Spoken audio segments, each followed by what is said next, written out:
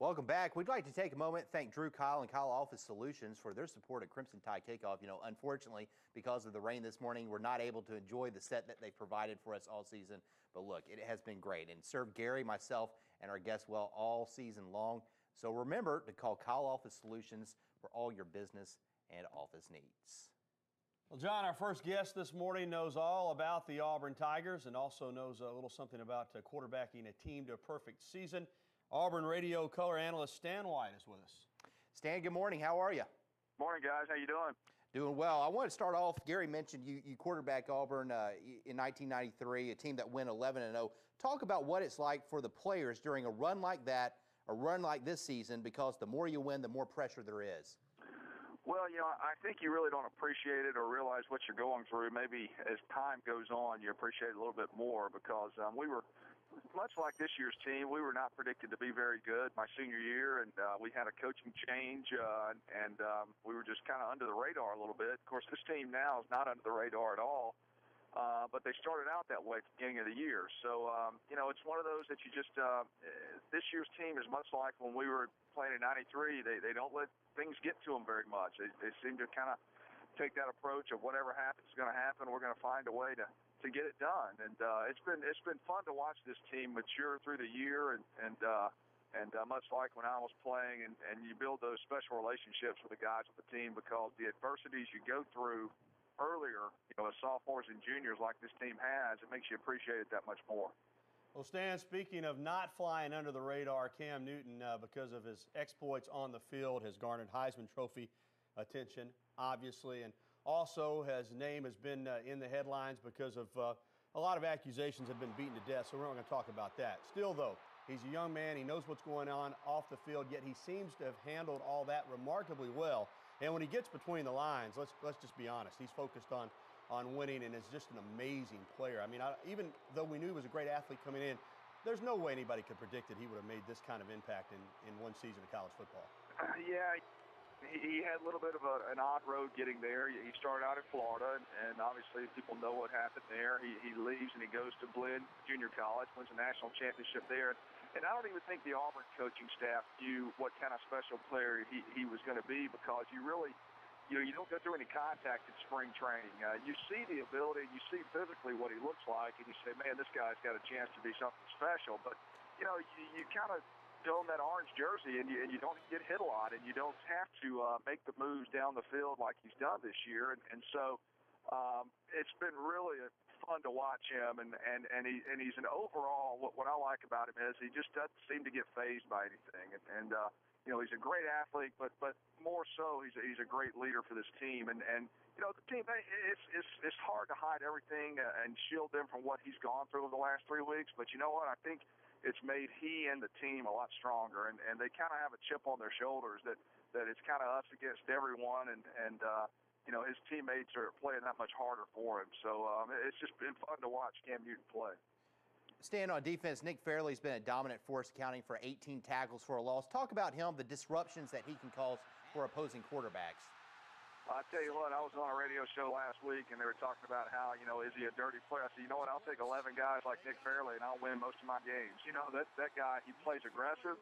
He plays through the whistle. He's only been called for 2 personal fouls this year, one against Kentucky, one against Georgia. The one against Georgia, yes, it was a bad play. It was a late hit. He was flagged for it. But you know what? He's played over 600 plays this year with only two penalties toward his name. So he's not a dirty player at all. He's an aggressive player.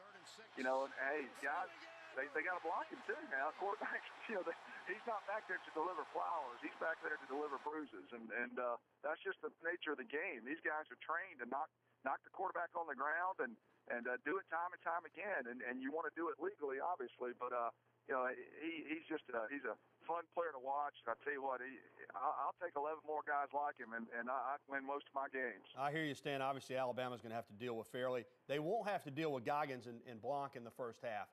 That affects the rotation on the defensive line. 15 seconds. Is that a big deal for Auburn, or will that not be a big deal? It will, because there's 2 guys that play a lot, and so they're going to have to be ready to play and make up for it the second half. But I think the other guys, Lemonier, a true freshman, done a good job. Of course, Antoine Carter on the other side, and Zach Clayton's really done good. So they're going to have to step up and be ready to play in the third quarter and fourth quarter.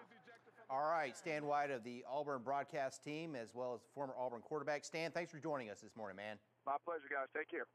All right, and don't go anywhere. Crimson Tide kickoff is just getting started on this rainy Iron Bowl Friday. Just over 5 hours from the Tide and Tigers squaring off on the gridiron at Bryant-Denny Stadium. This is Crimson Tide kickoff. We're counting down the minutes to kickoff, but first, being Thanksgiving weekend, we've got a couple of people that we want to thank and that we're thankful for. And you know, this is the final Crimson Tide kickoff of the season. We've had a lot of fun putting the show together this season. Great first year. We also want to take a minute and thank our crew here. And let's go ahead and take a live look in our control room there. Sarah Killian on the far left. Can we see Sarah? Yeah, lean into the shot. There you go. Also, you mentioned to Sarah that Sam Archie normally does. Sam Archie normally does. Teamed up for us this year. Absolutely. Jennifer Hamner sitting there in the middle. She is our director, has been here every week. Jonathan Newman also filling in this week on CG's. Normally James is in there. Yeah, of course, Ron Hamner, our engineer. We couldn't get done anything out here without him. Scott Spence, trusted audio man, production master. In studio, we've got #1 tower cam operator for 2010, our news director, Lynn Brooks, nicknamed ATC, doing a great job as always. Who else we got here, John? We've got our camera operators as well this season. Yeah, Alex Pointer and Kristen Freeland normally with us. Today we've got Alex Cordry and Tom Coiner. Want to thank them. Interns too. Bradley Whittington, who has been here every week. He has been our guest coordinator, getting people on and off the set. Also, Brandy Just keep King. him away from the donuts. Absolutely, yeah.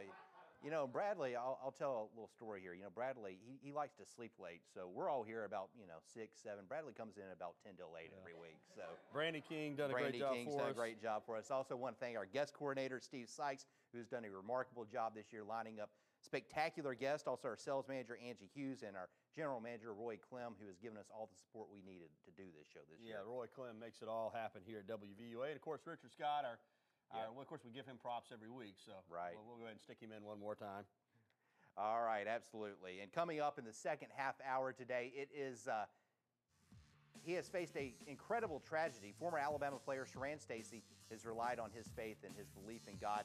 Now he's bringing that testimony to others. Plus, if you can't squeeze in shopping between your football watching today, WVUA's Claire Stewart has a solution for you. She'll tell us about Tuscaloosa's Crimson Friday and Black Saturday. And we'll also chat live with the voice of Alabama football. Eli Gold will join us live on our set. But as we go to break, more of what it's like behind the scenes here on Crimson Tide Kickoff.